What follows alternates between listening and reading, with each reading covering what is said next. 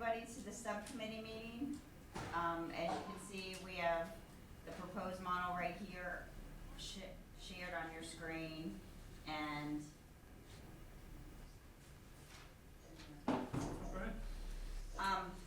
and just to give everybody a little background with the three domains, as we had talked about before, we had looked at Tennessee, state of Tennessee, and what their model looked like, and then after talking with the subcommittee before and also subcommittee leadership, we decided on 3 domains and putting North Carolina measures into the 3 domains. And in addition, for domain number 2, we added EdTPA and PPAT, the percent passed for domain 2. Good morning, everybody. This is Andrew Stocker, calling in here. So, actually, the other thing I wanted to share with you is this idea of merging the 2 subcommittees together, because we think at this point it's probably in our best interest for both sides to be looking at this collaboratively. So, I think the core mission for this particular meeting is to look at the 3 domains that we have shared with you and think about whether these the sub-measures within each of the domains make sense, or if they are not making sense and should be removed, and so that by the end of this meeting that we can walk away thinking that we have 3 domains and a series of subdomains that are we're mostly in agreement with. And then from that point, my hope is that we would take that information then and move that into some sort of a model to see if we can actually look at the data and see what those outcomes are. So that's sort of our game plan for today, and I certainly would welcome either Dr. Dempsey or Mr. Lakes' input as well here as we're getting started. And Mr. Lakes, I think he's going to join a little bit later, possibly. I can just hold it. I'm here. Oh, very Welcome, good. Andrew. Hey, Dr. Sam. Houston. Nice to have you here. And sorry, we're switching mics here to get a hotter mic. Hopefully you can hear us a little better. So, Mr. Lakes or Dr. Dempsey, do you have any? Does that feel like it's in alignment with the direction you wanted to head based on Friday's conversation? Yeah, this is Van, yes, and I think it's for everybody involved now to understand the purpose is not to impose the languages in the document, is that we thought after Friday's conference call, it was probably facilitated working from language, or working from blank paper. And so we continue to use the language that has been used in previous drafts, working drafts.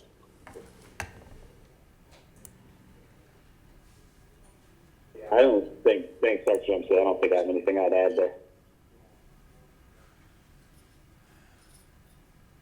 Are there any questions? Are there any questions from the from anybody that are on the conversation here before we start going through each of these domains?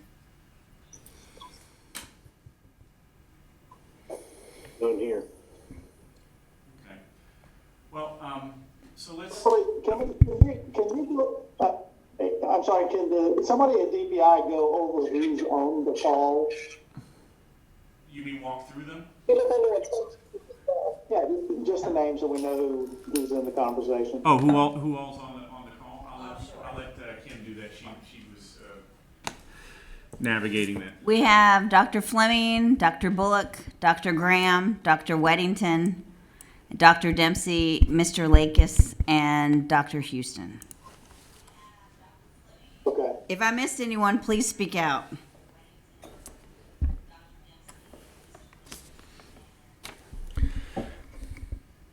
All right, so I think what we're going to try and do here is just get some consensus on each of these subdomains to get get an idea whether these subdomains make sense or if they make absolutely no sense, and sort of think about, are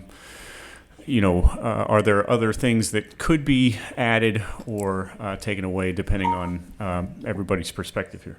Well, and one other caveat, I know Mr. Lakis, he brought to my attention that there were comments in the Google Doc, and I have not had a chance to look at them.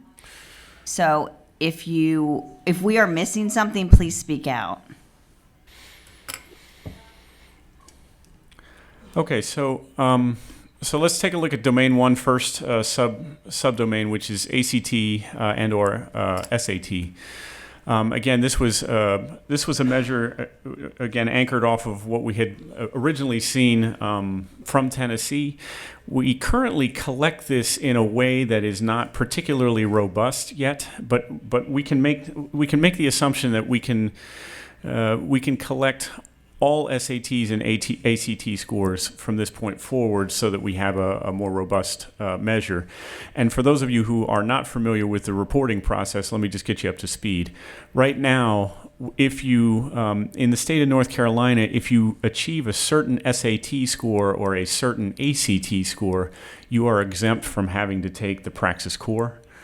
And so many institutions only opt to put in ACT or SAT scores when their candidates have met or exceeded that threshold. And so what we would then convert to for an assessment measure here is to just capture all SAT scores and all ACT scores just generically. And that would be the thinking on this first subdomain.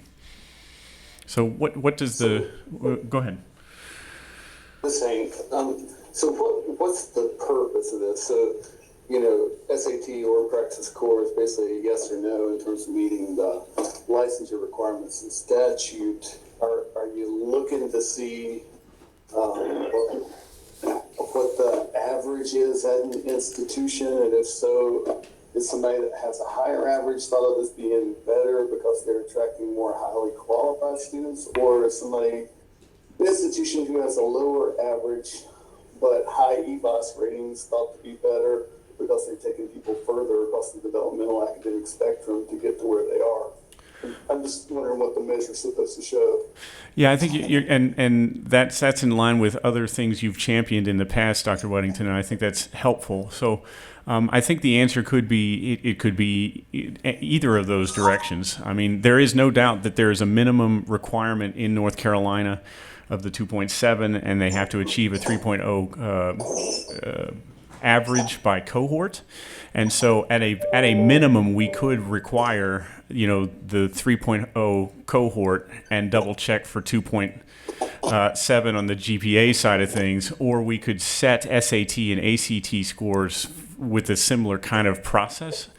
If that was something that was the will of the group to try and set a standard expectation for SATs or ACTs. Outside of that, it's really just it's a measure just looking at the quality of candidates that are applying based on those two measures. This is Aaron Fleming. I've got a question. Sure. Appropriate. Mm-hmm.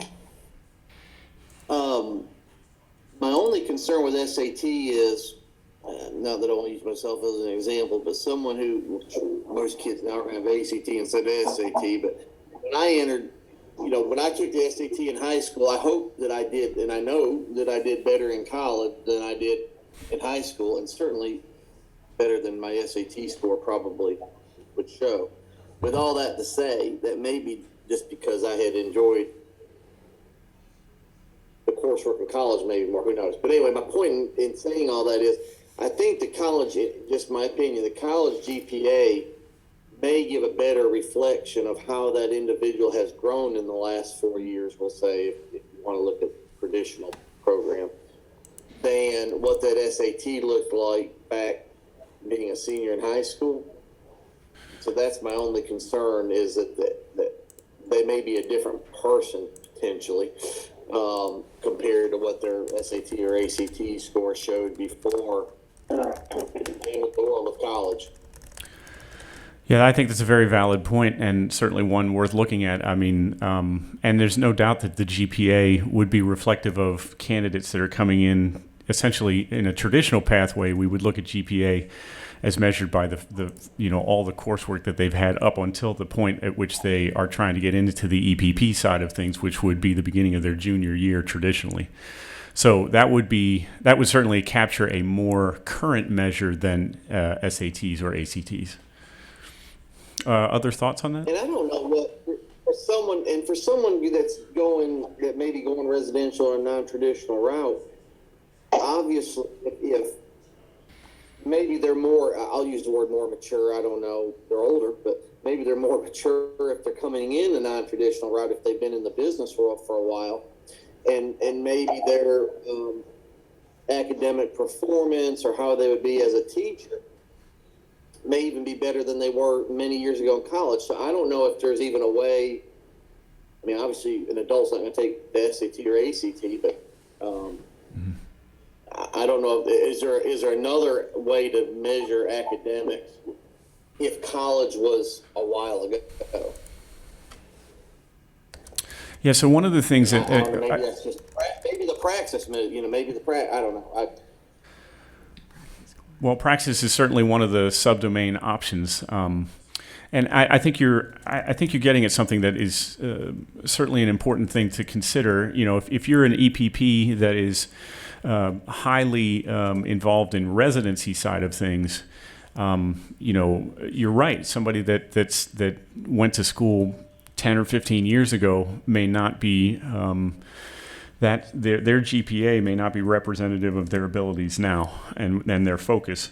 So, and that could be going either way, right? They could be lower and they're they're a better student now, or vice versa. So, that's right. I hope I don't resemble that remark. That's correct. Yeah.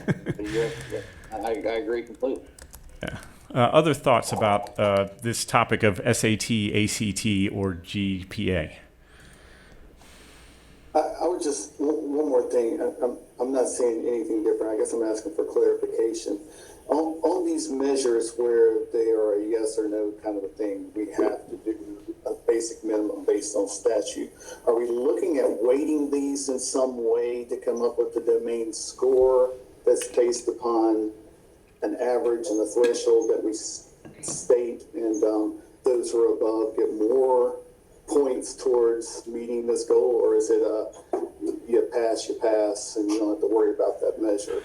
Well, no, it's a great question, Dr. Weddington. And one of the things that we've talked about with the subcommittee leadership on Friday is that I don't know that we have a definitive answer on that. There is, there is a niftiness by which you could say you either met or you didn't meet, yes or no. But there's also the idea of putting value on these subdomains, which you could say, well, yes, this is one of 5 measures associated with this domain, but it's only 5% or it's 15% or something like that. So, I'm sorry. Yeah, This is a. Go ahead. No, go ahead. Andrew, we did talk about this a little bit on Friday, and the one thing that Dr. Dempsey pointed out that was really helpful is that first domain is really about just like the quality of the candidate pool in any given year for an EPP, not the result of what they do while they're in the program. So it's kind of like, I'm sure we're all college basketball fans around here. That first domain is really like the score you get for your recruiting class before they ever step foot onto the team and onto campus. Domain 2 is the results they get, right, when they're in the program, coming out of the program. And then 3 is like, how are they viewed by, how did they view the program and how did the employers view the program? But it does bring this interesting question up of, if we already have a threshold for the state of what's required to become a teacher, do we want to have a subdomain around that, or do we just want to let the statute take care of that and measure the things that aren't measured by statute? Mm-hmm. That's not a bad point, Andrew. I think under that domain 1, there are two points that are about completers. That's really not really not about entering knowledge. Yeah, and I agree with what Andrew just said. I didn't think of it that way, but you're right. The completer part, I don't know if that can be moved to effectiveness or just about the completer in particular. Okay, this is Ann. I don't like domain one at all, period, because I feel like that we already have, so I feel like SAT, ACT, and Practice Core are basically set up for traditional programs and residential programs or residency programs. I'm not sure how they fit in there, and I know, Andrew, you said that, we need to check on that, but I think that is going to mix apples and oranges in some ways that could be an issue. The other two are completers, so we're not talking about input, we're talking about output. That's also, I'll raise it again, state money. If you want to do that for state money, that's fine. And the high needs area, I agree with the comments that are in there about, does everyone have to have high needs area, programs, right? Does that, or if as long as we have them in the state, is that a good piece? Because it's getting to the point where pretty much everything is a need. Right, and I just want to be clear that this is the kind of feedback that we're looking for here. So it's if the broader consensus of this group holistically is, we end up deciding that domain one doesn't work for us, that there's nothing wrong with that.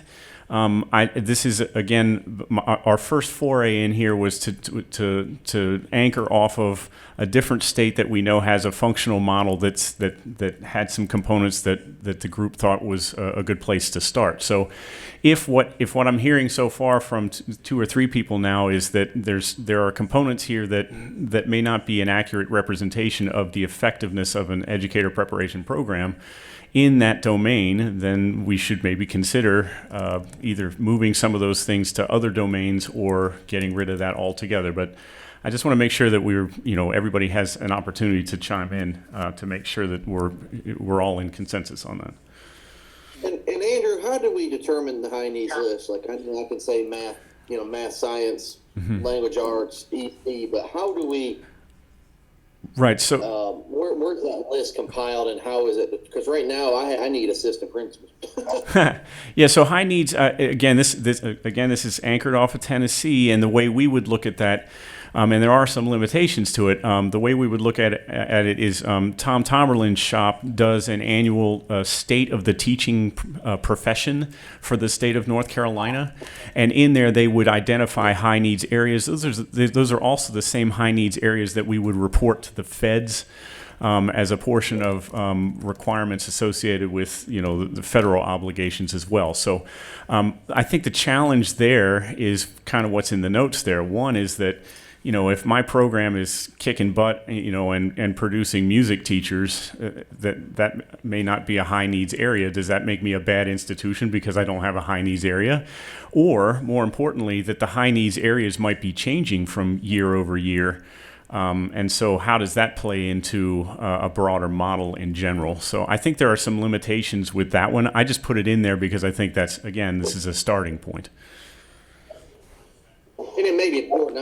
I just thought about that. I don't know how, but that makes sense from that report. Okay. Mm-hmm. Andrew, based on what the questions people are asking and what they're saying, and because our focus is on EPPs broadly, SAT, ACT, and Practice Core, probably neither one should be in the model.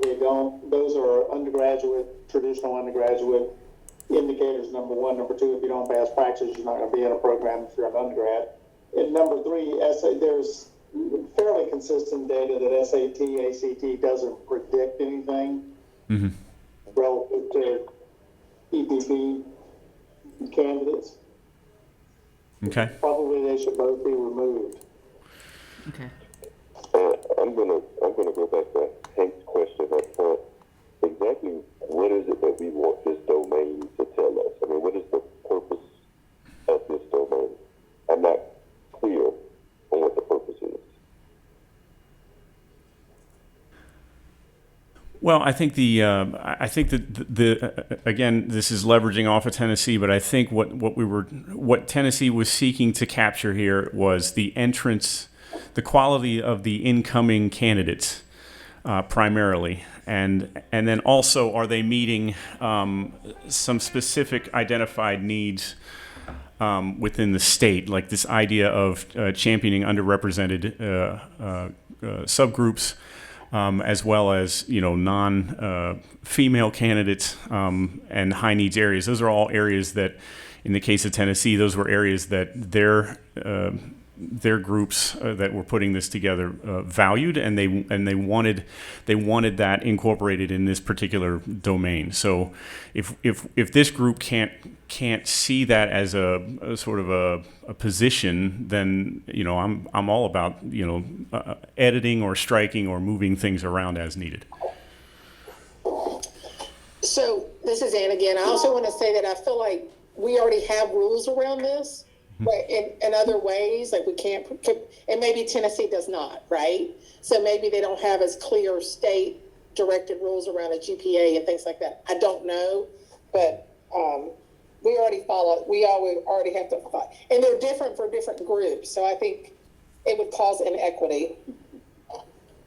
Yeah. So, and those are going to come out in our reporting antics anyway. In other words, I'm going to, there will be an essay or a GPA average that will be on your performance report and your report card, because that's required as a portion of my reporting obligations for the state. That's in law.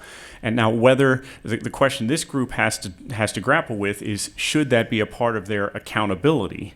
And if it should not be a part of the accountability, that's fine. Then it gets struck, and know that it's still a part of reporting, but it's not a part of the accountability measures for EPPs. And is there any value in, since we had SAT and ACT on there, is there any value in, say, Elon University says, look, we're going to go to BB&T and find some of these folks that were in banking and turn them into business teams? Is there any value in work experience that those individuals had, or because they may not be able to show, since they're coming in non-traditional, it may have been years since they were in college, so they may not have that ACT, SAT. They may have been a change. Everyone had that, but they may be a different person today. Is there value in some work experience if they're going a non-traditional route?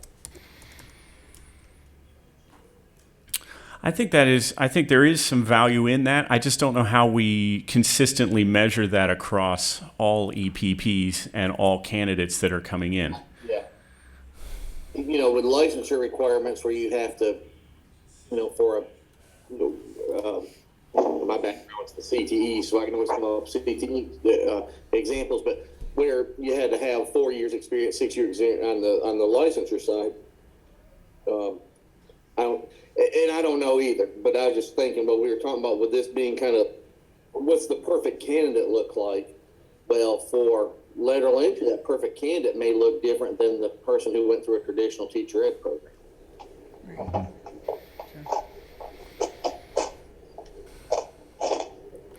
So, I would agree with that. So is anybody on the call right now for any of these measures in domain 1?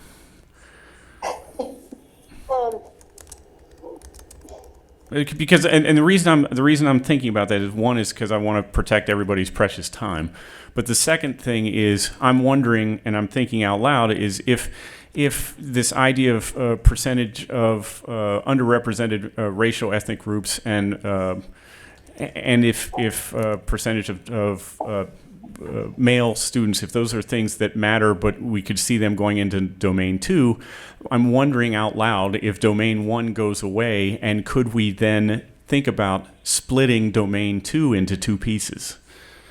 Because we're having more and more data going into domain 2, could that warrant that to be two domains in and of itself?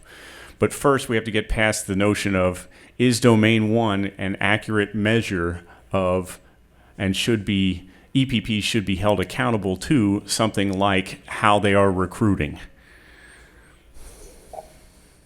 Is it possible to do so? This this domain is demographic and in some ways aspirational. We all care about these things to a certain degree.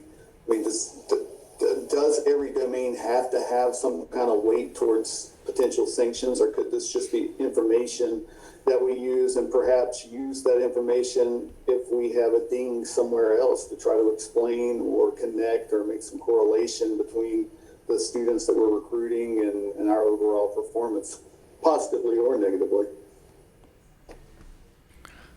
I think that's a good point, but I still kind of want to push for some of these. What we measure does drive what we do, and to some extent. And I hate to give up on these altogether. I don't think they fall in the first domain, maybe, but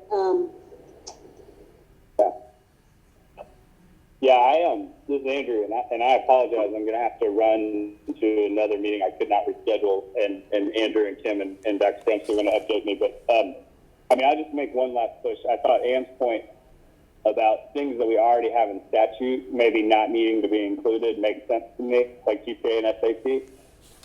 With that same logic, though, I feel very strongly that we need to incorporate the diversity or demographic measures because they're not in statute, and we know it is a huge challenge that our state is facing. And I would want, as a provider of educators, I want to be held accountable for that, and I want the state to hold us all accountable for that. So maybe it's a matter of just going through the lens of like what is already accounted for and what is not that we would include here.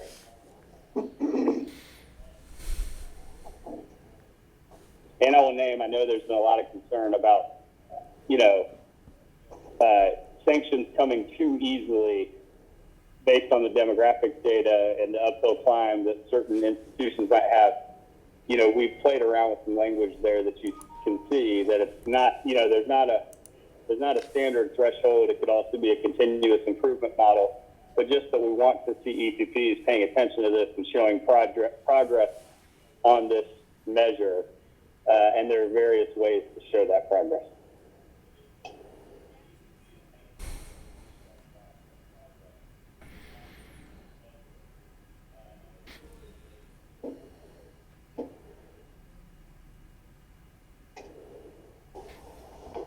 Andrew, to your point about sort of breaking domain one apart and it resurfaces in other places, maybe one of the things we need to tease out is the difference between the characteristics of the cohort. So whether that's a group of incoming sophomores or it's whatever it might be, or it's the entire population of students at the EBP, the characteristics of the cohort is a different kind of attribute than the characteristics of the individual candidates. So in the aggregate, how do candidates perform is different from what are your efforts and what kind of strategies do you use to create the cohort in the first place? So what's your recruiting model? What are your efforts at creating diversity within your student population? In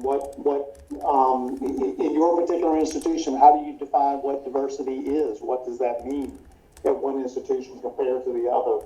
And the kind of notes that are in the right-hand column. And to your suggestion, I can't get my head around the way to fit that into domain 2, but it seems to me, I think maybe it was Hank who said earlier, it's just a totally different kind of domain. You wouldn't even assess it, you wouldn't hold it accountable in the same way because it doesn't lend itself to the same kind of accountability. Are you talking about the two indicators in domain 1, Van? Sorry. Yes, because I think, I would want for UNC Wilmington, we would absolutely have expectations for ourselves and from the state that those two things are critical to the quality of our candidate experience. It isn't just how well they're going to perform when they graduate, it's what the learning experience looks like while they're at the EBP. And the more diverse their peers are, the inherently better that experience is going to be.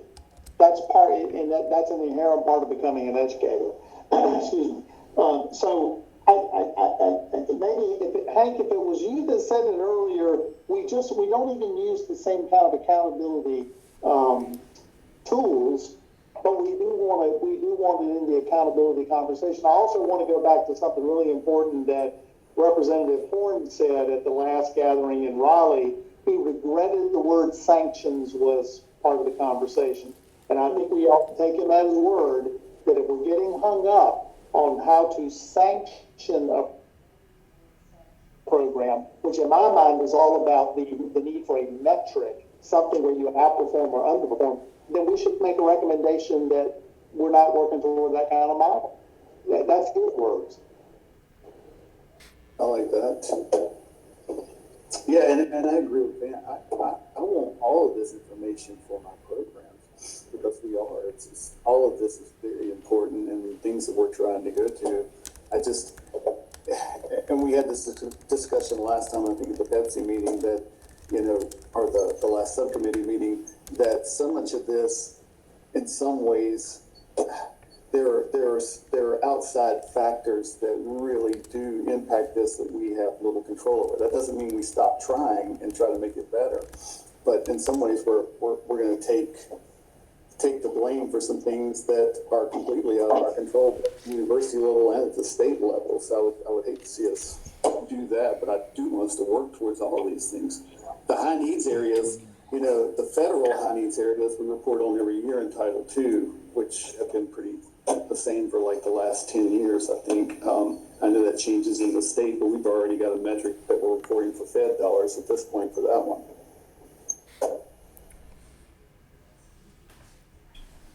So, Dan, based on what you said, you kind of answered my question in terms of what is the purpose of domain one, as I think I hear it.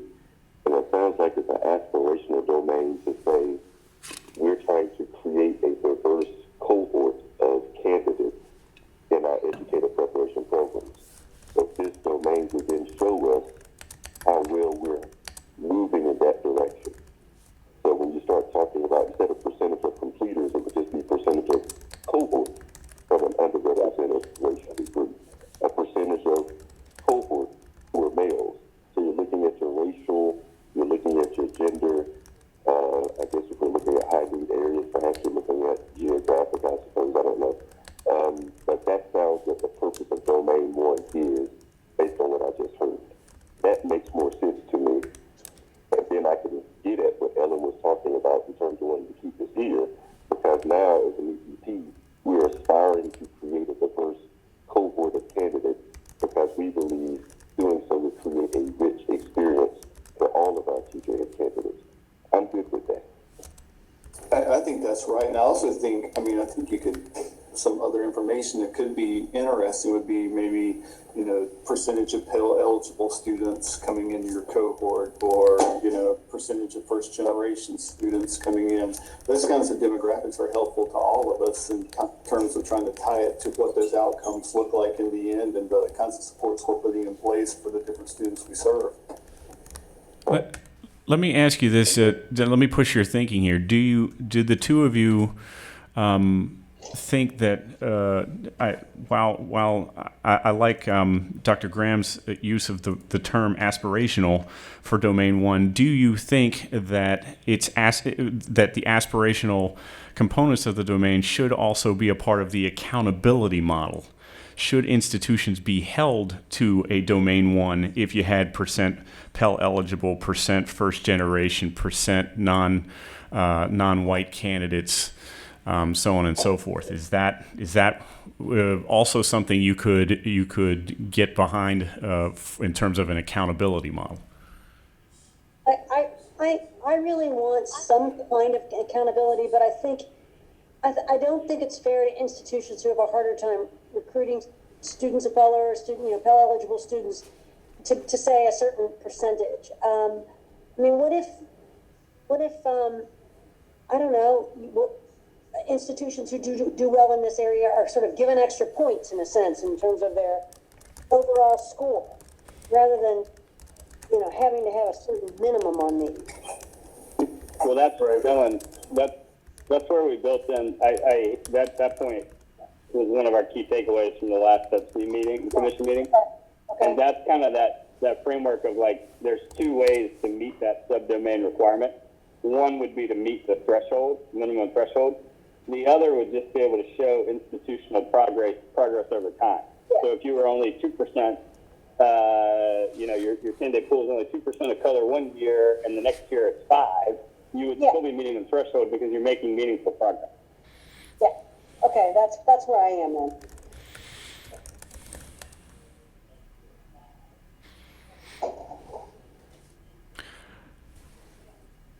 So, and let me, because we're doing a lot of tinkering with domain one, can we lay out all the things that might fit in a domain one aspirational process? So, I mean, would you still include ACT, SAT, or GPA or Praxis Core? You're saying, I heard earlier a couple folks were saying no because that's required in law. So let's get rid of those. Are we down to underrepresented groups, Pell eligible and first generation? Are those the three that we're looking at then? Yes. Can you say that again, Andrew? Pell eligible? In first generation? Yeah, I heard Pell eligible, first generation, and underrepresented.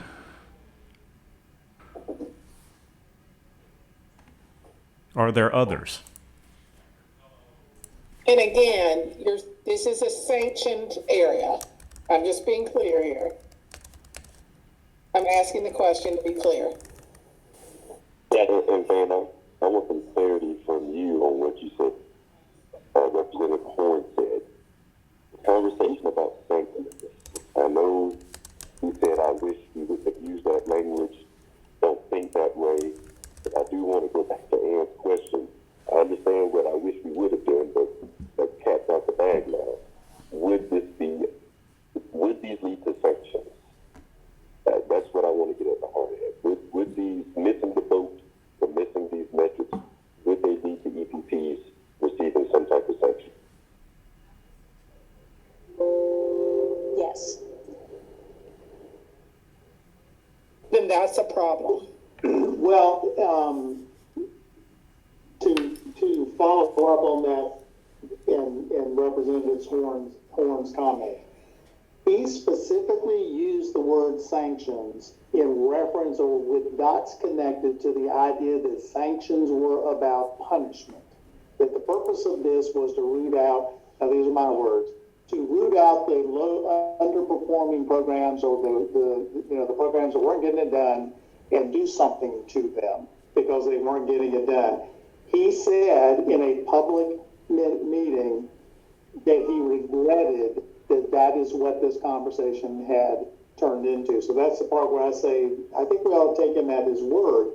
And so do we need sanctions? No.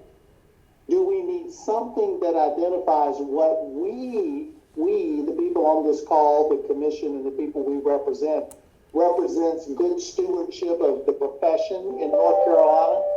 Absolutely. So, Yes. no question. But I think we just need to drop for the time being because we were told to do it. Let's not use the word sanctions if we're not required to use the word sanctions. What are we, and accountability to what? It's accountability to our responsibility to ensure that the programs, the EPPs, are educating the teachers we need in schools in North Carolina. And part of that is the constitution of the student population at the EPP. I think I'm hearing we all agree on that. The question becomes, and what happens when an EPP is not accomplishing what it set out to accomplish under this domain? Yeah.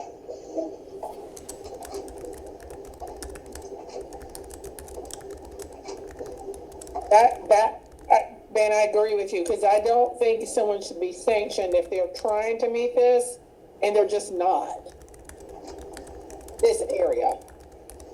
I don't think you would close somebody down who has great domain 2 and great domain 3, whatever those look like, because they cannot meet this, even if they're trying. Yeah. And that's what sanction to me means. Like an F on a report card or a whatever you want to call it. And I just think but I also know that if we don't have teeth in some things, that things don't move and we don't get money for them. So it's complicated. Well, but and to your point, I think that's when the commission, or Patrick on our behalf, goes back to the staffers in the General Assembly and basically says, we followed up on this direction from Representative Horn, and we have put together a model that looks like this. If the General Assembly at that point then has problems with what we put together, we got to go back and reconsider some of those questions. But I appreciate what you just said, Ann, but I don't think we should put language in this that we don't like because we think the General Assembly won't be happy, and then they come back to us and say, fix it. I'd rather be told to fix it, and let's float this balloon and see if we can come up with language that they're willing to say will work. And we know we have at least, we did at that moment, an advocate in Representative Horn. Now, just to go full-blown crazy with this, I'd say we are really talking about 5 domains. We're not talking about 3, we're talking about 5. And I can explain why I believe that is the case if anybody wants to hear crazy. But I think we're also trying to fit this into 3 when it's pretty clear over multiple conversations 3 doesn't work. I'd like to hear you full-blown crazy. I agree with you on something. I'm just talking about using the words, yeah. I think we're on the same page, man. Yeah. I think. Yes. You want to hear my 5 domains? I think you're obligated to go cray-cray on us. But these are not equal, and they're not even the same character. They're not even the same kind of animal. Domain 1 is the cohort characteristics, the Pell-eligible first-gen underrepresented. That's the first area. And we should be responsible for all 5, but that's the first area. Number 2 is identification of the high needs areas. For those programs that either have the scale or have the resource capacity to put in place multiple programs that can meet some of those high need areas, how do they report that out, and what does that look like? Knowing all programs are not going to have the same certification areas, but the ones that do, that's beneficial to the state to understand how that works. Domain number 3 is the evaluations, the growth and proficiency, and the EdTPA. Domain 3 is specifically a performance domain. Number 4 is placement and retention. And number 5 is the surveys. And I think the reason I'm suggesting those 5 is each one sort of stands on its own set of constructs that are different from so each one is different from the other 4 in terms of the constructs it sits on. And I'm thinking as assessment at this point. And I think we should report it. We should, my recommendation is that we should explain it that way. How one performs in a survey is fundamentally different from how they perform in placement and retention. It's not that they're not interconnected, but they're different indicators. And so in saying the 5, what I'm trying to get my head around is, what are the ones that fit together the most with the most fidelity within a domain? That's how I came up with the 5. Well, I really like the framework there, Van, just because it's so orderly. It's kind of in order that the work is done. And so, did you say which one of those domains hold sanctions, and which ones will really truly be accountable for, and which ones won't? I think we think about it as red flags. When does a program hit a critical point that we as the commission or whoever the body might be goes back to the program and says we've got a caution light flashing here with this program, and what are we going to do? I would say that's primarily around 3. Because not to say the others aren't important, but I think we would respond to a caution differently. 3, to a lesser extent, 4 and 5, and then to a lesser extent, 2 and 1. Given what we would identify as a concern about how the EPP is doing in the area, the state would respond to it differently. And I know that's kind of going back to the committee, the conference call we had Friday. I know that makes it really complicated, but having excellence in a profession is complicated. If it was easy, we would have figured it out in the 70s. Well, let's hear from the other folks on the call. What are some reactions to Dr. Dempsey's thoughts there? I'd like to see that mocked up with some fake but real EPPs. Fake to us, but maybe real to y'all. You know, like with stuff you can get. I mean, how would it look? Mm-hmm. Well, I think a challenge there is I'm not really sure how. You know, like when we say things like domain 3 is going to really matter, and domain 4 and 5 are, you know, I'm using different words. That's not fair. Domain 3 is the one that would obviously you'd have the most traction towards, you know, addressing. 4 and 5 were secondary, and 2 and then 1 were tertiary. I don't know what the model would look like if we were going down that path. I guess so. One thing we could do is try and get all the data underneath each of those domain areas, and you know, but we'd still have to set expectations for each of those domains.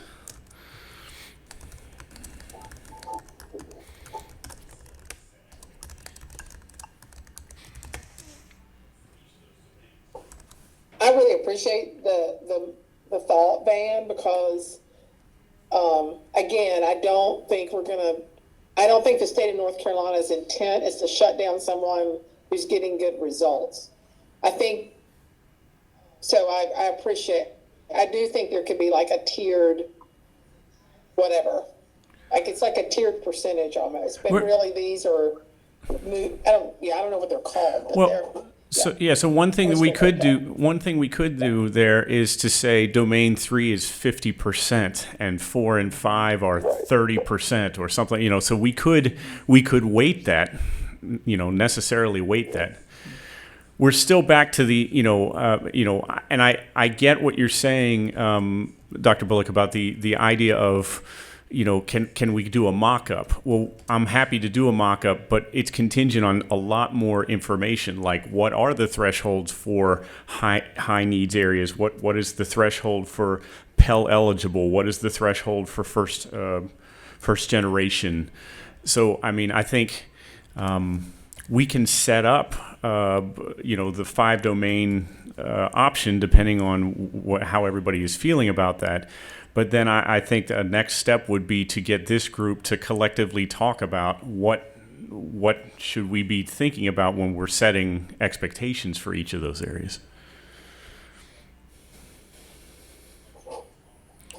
Well, what are some other thoughts about the idea of the 5 domains? Since we're still, I think we've only heard from 2 or 3 people so far. Other thoughts on that?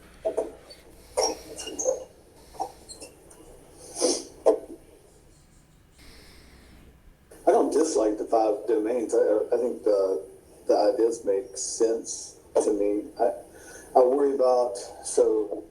still worry about domain 1 and perhaps parts of domain 2 having any weight at all in some kind of a composite model in terms of leading to sanctions. And then, you know, obviously when we start talking about Part 2, the EdTP and PPAT are certainly very important to all of us. My question would be there, if we set some kind of a threshold, we've got, in statute, we've got what you have to make right now. That's there, and then we've also got the highly qualified, so there could be some aspirational, I see that. But I also see how, again, this 107 is kind of at odds in some ways with Senate Bill 219 that's trying to encourage us to open the door for people to leave. So is it the first time pass rate on EdTPA? Is it any time in those first 3 years that they're let out without having passed it? And I know most people aren't going to do that. But once it becomes a gotcha kind of a thing, what I believe we will see, especially from some of our smaller institutions who don't have the numbers to make up for a couple of bad ed TPAs, is that we're going to make the graduation requirements, and they're not going to get out unless they have passed everything, because we don't want it reported otherwise.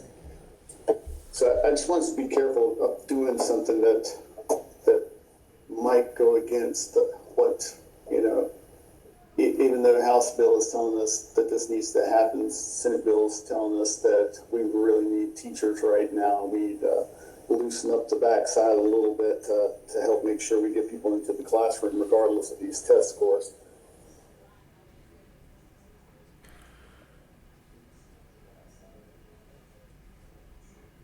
So we have about 3 or 4 minutes before we get to a hard stop here, because the room here is going to potentially be used by another group. So I appreciate Dr. Weddington your thoughts there, and I would like to say that is easily done, right? So if some of that has to do with how you set the expectations, right? If the expectation of passing the Ed TPA is 95% or higher need to pass it, that's wildly different from 10% need to pass it, right? So to a certain degree, how we set those has a lot to do with some of the flexibility that could lend itself to some of the concerns that have been voiced to date so far.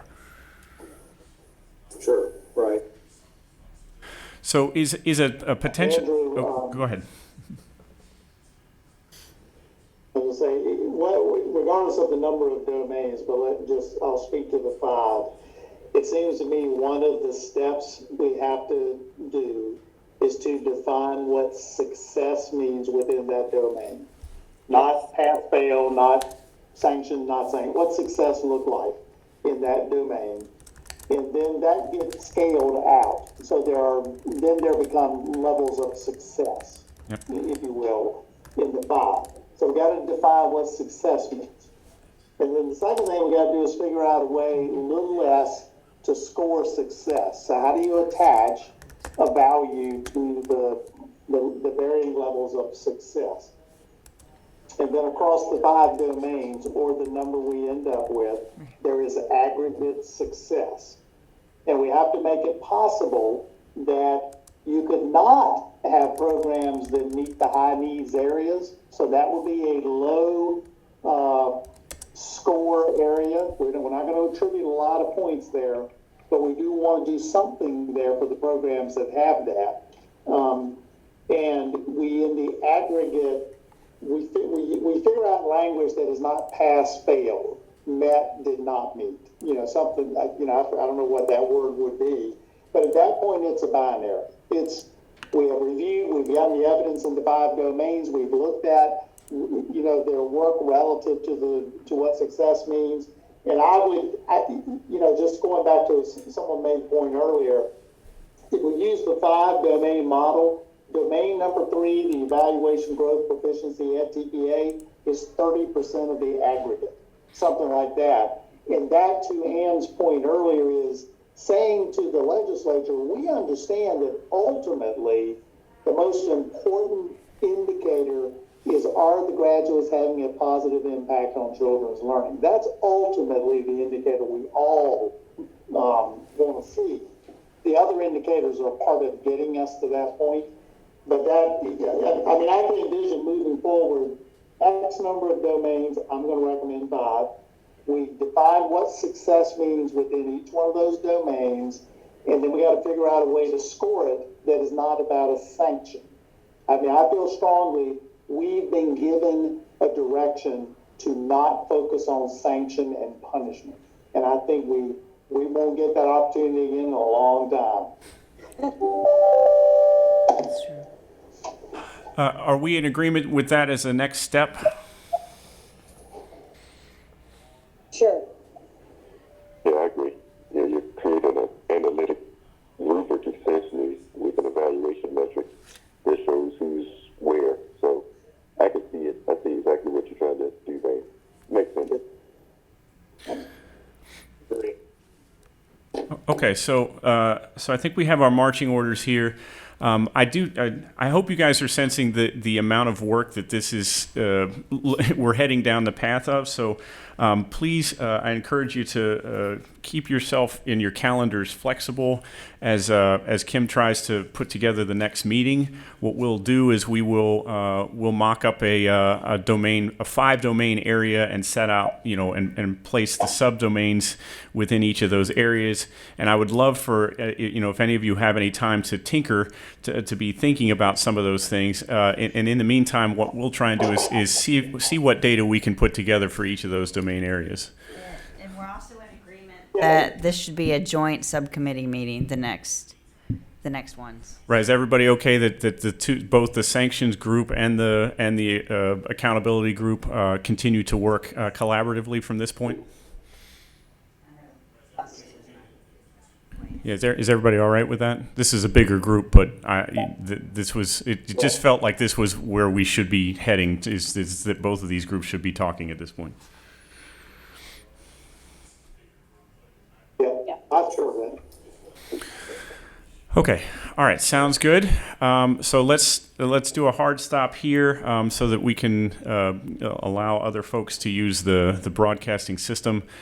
I want to thank everybody for their time. And if you have additional suggestions, ideas, questions, please send them to me or Kim. And we'll zap out some follow-up here as soon as we cook up the next steps. Is everybody okay with that as a way to proceed? Yes. Yes, sure. Okay, sounds great. Thanks, everybody, and we'll talk again soon. Thanks. Okay, Bye. bye-bye now.